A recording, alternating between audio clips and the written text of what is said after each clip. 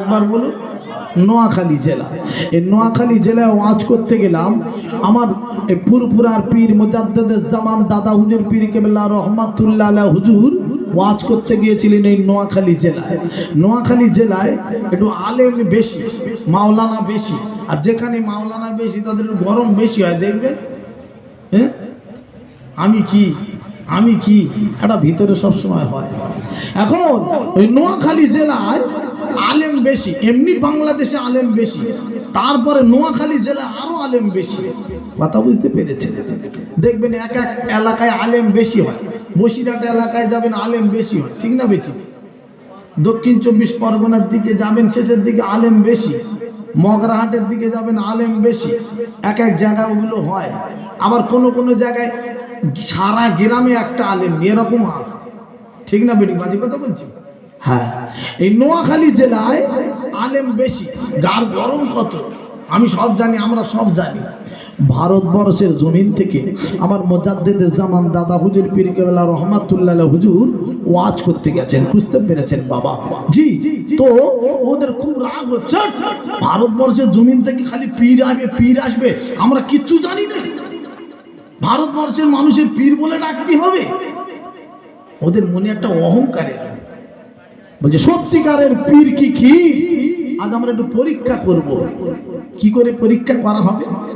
বাংলাদেশ ওই নোয়াখালী জেলা ওই কিছু আপনার কিনা ছেলেরা আলেমগুলো সবাই একটা ছেলেকে ধরেছে, দোকান থেকে কাফন কিনতে পাঠিয়ে দিচ্ছি, ওই কাফনটা কিনে এনে তোকে পরিয়ে দেবো আর খাটিয়ায় তুলে দেবো, তুই চুপ মেরে থাকবি, কথা বলবি না, পেশাব পায়খানা লাগে তো আগে করে আসবি, যেন নড়াচড়া করবি না, বা উঠে বলিস নি যেন পেশাব লেগেছে পায়খানা লেগেছে, কথা বলা যাবে না, একটুখানি ধৈর্য ধরে থাকবি। কত বড় পীর নাকি ভারতবর্ষের জমিন থেকে আসছে, আমরা একবার একটু পরীক্ষা করে দেখব। আল্লাহু আকবার। পরীক্ষা করবে কার? আমার দাদা হুজুর পীরের পরীক্ষা করবে। আচ্ছা বাবা, আপনারা কি দাদা হুজুর পীরকে পীর বলে মানেন? সব মানেন? মস্ত বড় বলি, মানবেন, ভালো হয়। জি, আমার দাদা হুজুর পীর কেবলা রহমাতুল্লাহ আলাইহি হুজুর ইনি ছোটখাটো বলি ছিলেন না, মস্ত বড় ধরনের আমার আল্লাহর ওলি ছিলেন। এ দাদা হুজুর পীর এখন আছে, এরা ছেলেটার সঙ্গে যুক্তি করে নিয়েছে, ঠিক আছে, রাজি হয়ে গেছে। ছেলেটিকে নিয়ে আস্তে আস্তে করে কাফন পরিয়ে দিয়েছে, খাটিয়ায় তুলে দিয়েছে, আর হুজুরের দিকে একটা ঘরে বসে আছেন। হুজুর কিন্তু জানছে না এরা এইসব করছে। খাটিয়াটা ধরে নিয়ে ওই ছেলেগুলো মন খারাপ করে হাঁটতে যাচ্ছেন। বাবা, আমার দাদা হুজুর পীরের কাছে চলে গেল রে বাবা।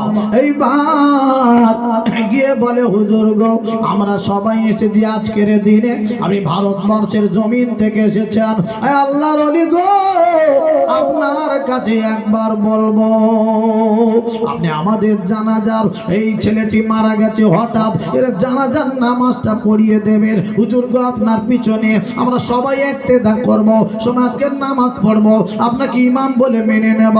আপনি ভারতবর্ষের জমিন থেকে পীর সাহেব মানুষ এসেছেন, আপনি পীর সাহেব মানুষ, পীরের পিছনে নামাজ পড়তে রাজি আছি। হুজুর, আপনি পীর সাহেব মানুষ, তাই পীরের পিছনেই নামাজটা পড়ব, এই আমাদের নিয়ত, একবার একটু পড়িয়ে দেবেন।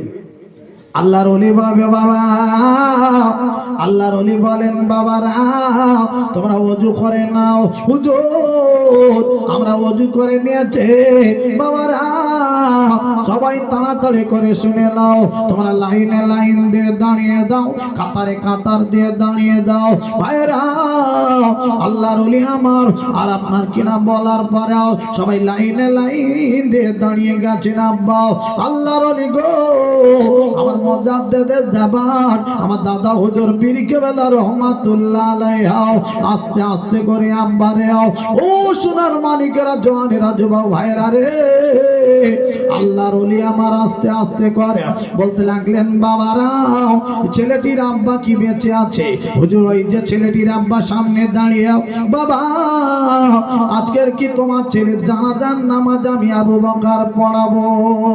হুজুর আপনি পড়ান পড়ান পড়ান, রেডি রেডি আছি, রাজি আছে, অসুবিধা নাই, আমি অনুমতি দিচ্ছি, আমার ছেলের জানাজার নামাজ আপনি পড়িয়ে দেন। ভাইরা ওরে আমার বাবাজিরা, মায়েরা, বোনেরা, খালারা, বেড়িরা, ফুবুরা, আল্লাহর ওলি গো দাঁড়িয়ে যাচ্ছে, নামাজের নিয়তখানা বলে দিলেন, আল্লাহু আকবার বলাও, আর নিয়তখানা যেই নাও বেঁধে নিয়েছে। ওরে আমার আব্বার হে, ওই সময় ছেলেগুলো রেগে গেল, দেখো দেখো কত বড় ভণ্ড এসেছ, আজকের দিনে জ্যান্ত ছেলে জানাজার নামাজ পড়াচ্ছে। ওদের এক এক করে 4টে তাকবীর বলে দিয়েছে। ছেলেগুলো দৌড়ে চলে গেল হুজুরের সামনে থেকে গিয়ে, বাবা ওই ছেলেটি খাটিয়ায় শুয়ে আছে, কাফনটা খুলে দিয়েছে, ঘাড় ধরে তুলে বসিয়ে দিয়েছে, উঠে পড় উঠে পড়, চল চল বাড়ি চল বাড়ি চল। আমরা বুঝতে পেরে গেছি রে, ভারতবর্ষের জমিন থেকে নাকি পীর এসেছে, আমরা বুঝে গেছি পীর নয় কিচ্ছু জানি না, জ্যান্ত মানুষের ছেলের জানাজার নামাজ পড়ে, পীরের কোনো দায়িত্ব নেই, কেরামতি নেই, জ্যান্ত ছেলে কি মরা ছেলে জানে না, নামাজ পড়াচ্ছে। চল চল চল বাড়ি চল, বুঝতে পেরেছি কত বড় পীর সে জানা হয়েছে। ভাইরা রে, ওরে আমার আব্বা রে, আস্তে আস্তে করি বাবা, এবার ঘাড় ধরে যেই না বসিয়ে দিয়েছে, আবার নোট করে শুয়ে পড়ে, আবার ছেলেরা ধরে তুলে দেয়, আবার বাবা দুলন করে শুয়ে পড়ে, ছেলেটি আর বসে না। ছেলেটির আব্বা বুঝতে পেরে গেল গো, আল্লাহ কি সর্বনাশ, কি ক্ষতি হয়ে গেল, আমার ছেলে কেন শুয়ে পড়ে বসে না কেন? আর ছেলের কাজে চলে গেল। ওরে আমার বেটা গো, একবার আব্বা বলে ডাকো, একবার আমার দিকে দেখো।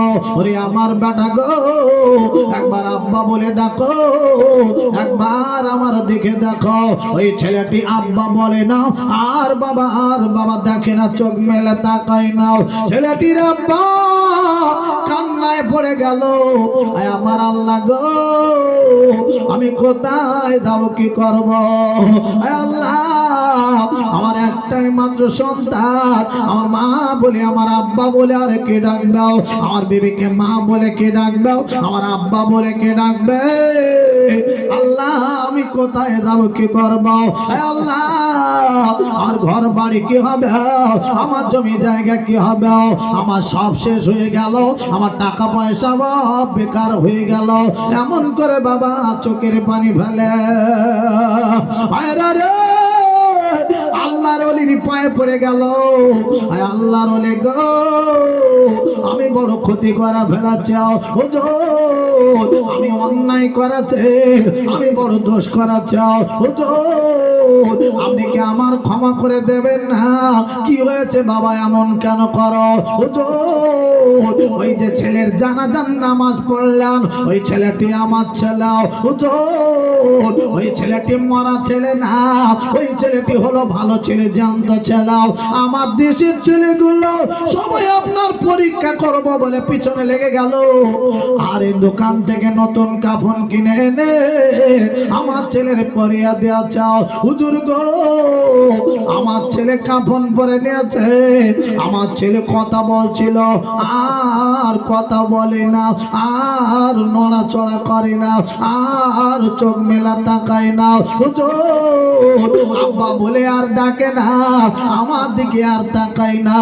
হুজুর গো, কি ক্ষতি হয়ে গেল, একবার একটুখানি দোয়া করে দেন, আমার ছেলেটাকে বাঁচিয়ে দেন। বলে বাবা, ও বাংলাদেশ নোয়াখালীর মানুষরা শোনো, আমি আবু বকর বলে গো, আবু বকর যার জানাজার নামাজ পড়ায়, ওই আবু বকর যার জানাজার নামাজ পড়ায়, ওই মানুষটি আরে আমার আল্লাহর ডাকে সাড়া দিয়েছে।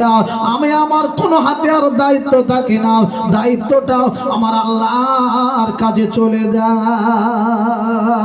আল্লাহ